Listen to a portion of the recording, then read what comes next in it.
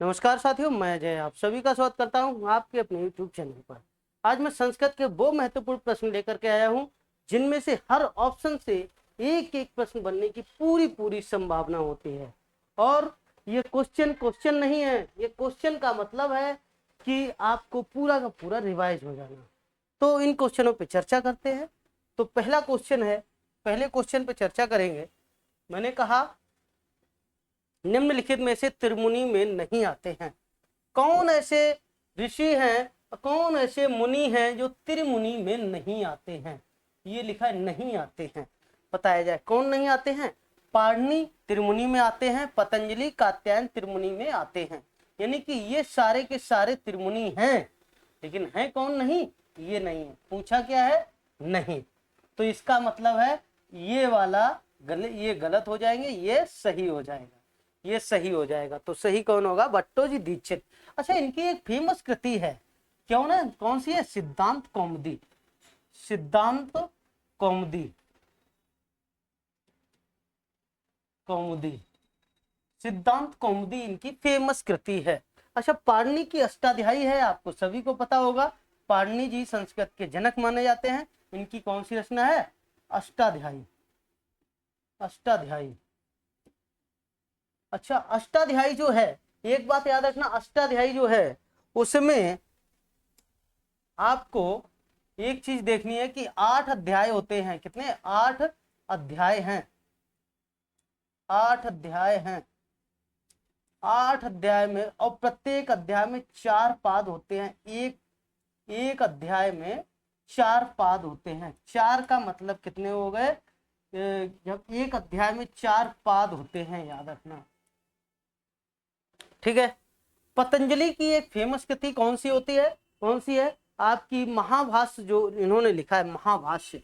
भाषा को सरल करने के लिए महाभाष्य, भाष्य के नाम से लिखा था, और इसलिए इन्हें महाभाष्य कहा जाता है। महाभाष्य, महाभाष्य, महाभाष्य, याद रखना। कात्यायन की कौन सी है? वार्तिकार इन्हें कहा जाता है। क्या कहा जाता है? वार्तिकार कहा जाता है। वार्तिकार, वार्तिकारक, या वार्तिकार या वार्तिकारक, ठीक है। अगला क्वेश्चन है, क्या है? किस प्रत्याहार में सभी व्यंजन आते हैं? अच्छा, सभी व्यंजन आते हैं किस प्रत्याहार में? एक बात आपको याद रखनी होगी। मैंने कहा आपसे कि यहाँ पर प्रत्याहार कब देखे जाते हैं? महेश्वर सूत्रों में प्रत्याहार होते हैं। महेश्वर सूत्रों में, महेश्वर सूत्र, महेश्वर सूत्र, या फिर शिव सूत्र भी कहा जाता है। शिव सूत्र भी कहा जाता है। शिव सूत्र, याद रखना, शिव सूत्र। अच्छा, होते कितने हैं ये सूत्र? 14 होते हैं, 14 होते हैं। अच्छा, शिव सूत्र या महेश्वर सूत्र में 14 सूत्र होते हैं। जैसे मैं सुना के बता दे रहा हूं। अयुण, एक, ऋलिक, अयोंग, अयोच, हैवरट, लड़, यमगणनम, झवय, गणदस, जब गणदस, खप, चटत, चटतौ, कपय, ससर, हल, ये क्या है? महेश्वर सूत्र हैं। अच्छा, इन्हीं महेश्वर सूत्रों को जब क्रम से लिखा जाता है, मैंने कहा अयुण, अ, ई और उ, ण, अयुण। अयुण के बाद में आता है अयुण, ऋलिक, अयोंग, अयोच, ऋलिक, ऋलिक, एयोंग, एयोंग, एयोंग। उसके बाद में अयोच, ए, ओ और च, हाय वरट, ह, य, व, र, ट, लड़,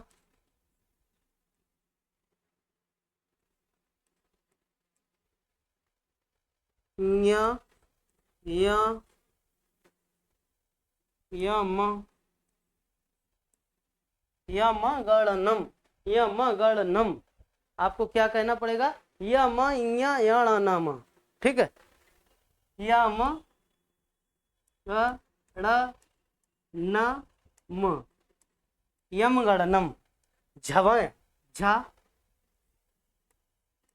ह य, घड़ धस घ ड़ ध स, जब घड़ धस। आपको ये संस्कृत की वर्णमाला है, ये आपको याद करनी पड़ेगी हर हाल में, तभी आपको संस्कृत आ सकती है, तभी आप संस्कृत के क्वेश्चन सही कर सकते हैं, ठीक है। घड़ धस, जब घड़ धस, अच्छा जब घड़ धस, जब गण दस, जब गण दस, खप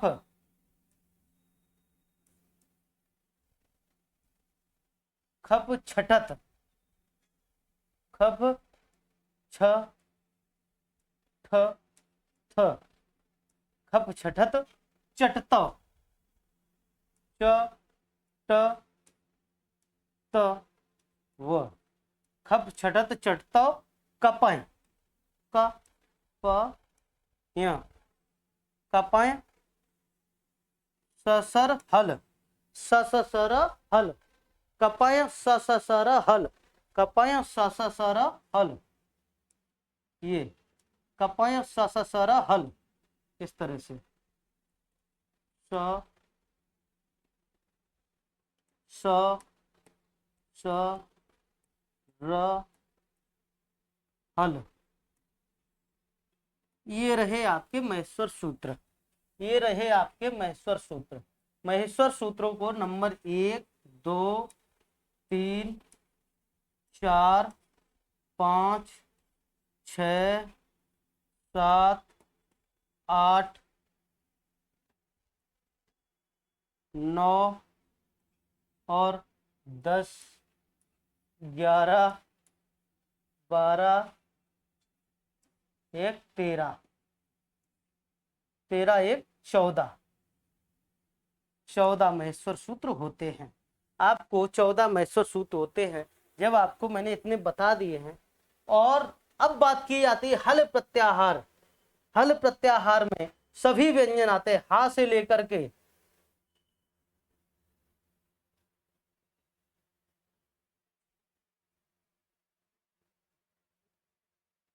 हा से लेकर के हा या वरट, यहां से लेकर के यहां से लेकर के आपको कहां तक देखने हैं, यहां से लेकर के आपको देखने हैं, यहां से लेकर के और यहां तक का वर्ड, ठीक है। हा या वरट लड़ यम गणनम झवय गणद खप और खप चढ़ चढ़ता कपय ससर हल, ठीक है। किस तरह से अयुण लड़िक अयोंग अयो हैवरट लड़, ठीक। तो हल प्रत्याहार में सभी व्यंजन आते हैं, आपको याद रखना होगा। अब बात करते हैं हम किसकी, अच प्रत्याहार में। अच प्रत्याहार में आ से लेकर के चा तक के, यहाँ पे देख लीजिए सभी स्वर आते हैं, ये होते हैं सभी स्वर के लिए, यहाँ पर होता सभी स्वर, ठीक है। ये एक क्वेश्चन नहीं है, ये एक ऑप्शन नहीं है, इसमें से कम नहीं तो 2 प्रश्न आपको मिलेंगे, ठीक है। और यहाँ पर सल का मतलब होता है, सल का मतलब होता है, यहाँ पर देखिए सा से लेकर के ला तक के वर्ड, सा से लेकर के ला तक के ऊष्म वर्ड जो कहलाते हैं, ऊष्म वर्ड कहलाते हैं। झस का मतलब होता है झा से लेकर के सा तक के वर्ड, यहाँ पर झ सीटी वाला सा नहीं, ये होगा सा, ठीक है। झस का मतलब होता है यहां से यहां तक के वर्ड, ठीक है। तो झस ये कौन से होते हैं, ये चतुर्थ वर्ड होते हैं, प्रत्येक वर्ग के चतुर्थ वर्ड, ये होते हैं चतुर्थ वर्ड, याद रखना, ठीक है। इस तरह से तो हमें कौन सा प्रत्याहार, हल सभी व्यंजन आते हैं, किसमें आते हैं, हल प्रत्याहार में सभी व्यंजन आते हैं। अब बात करते हैं आद गुणा किस संधि का सूत्र है। आद गुणा का मतलब होता है कि गुण संधि का सूत्र होता है ये, ठीक है। और यड़ संधि का सूत्र क्या होता है, इको यड़ची, इको यड़ची, ये गुण संधि का सूत्र है। वृद्धि संधि का होता है वृद्धि रेची। सूत्र याद करने में हालांकि दिक्कत नहीं होती है, क्योंकि सूत्र उसी तरह से होते हैं जिस तरह की संधि होती है, ठीक है। दीर्घ संधि में अका सवर्ण दीर्घा, अका सवर्ण दीर्घा। तो बताइए यहाँ पर रचना तो आपको समझ में हो रहा होगा और समझ में आ रहा होगा, तो बताया जाए अका सवर्ण दीर्घा, सवर्ण दीर्घा, बताओ तो सही कौन सा होगा? अका आद गुणा गुण संधि का सूत्र है, बताया। और अब बात करते हैं कर्तव्य में कौन सा प्रत्यय है? तब्यत प्रत्यय। तब्यत में तब शेष होता है, तब शेष होता है। क्या होता है? तब शेष होता है। कित प्रत्यय में त शेष होता है और कितवत में तवत शेष होता है, तवत शेष होता है। यत प्रत्यय में या शेष होता है, यत प्रत्यय में या शेष होता है। अब बात करते हैं किसकी? तब्यत में। अच्छा, शेष का मतलब है जो शब्दांश के पीछे लगाए जाते हैं। शेष का मतलब क्या होता है? जो शब्दांश के पीछे अक्षर लगाए जाए वही शेष होते हैं। ठीक है, अब बात करते हैं किसकी? कर्तव्य में तब्यत, तब्यत से प्रत्यय होता है। कर्तव्य में तब्यत प्रत्यय होता है, ये आपको याद रखना होगा। ठीक है, अगला क्वेश्चन है ता का उच्चारण स्थान क्या होता है? ता का उच्चारण स्थान, बात करते हैं ता का उच्चारण स्थान क्या होता है, बताओ भाई। ता का उच्चारण स्थान लतुर सानाम दंता, लतुल। अच्छा ये बताया जाए ला तु ल शानाम, लतुर शानाम दंता, दंत की बात करते हैं, लतुर शानाम दंता, दंत की बात करते हैं। तो ये बताया जाए भाई, दंता की बात करते हैं तो यहां पर ला आ जाता है, ता वर्ग के सभी वर्ण आ जाते हैं, ता वर्ग के सभी वर्ण आ जाते हैं।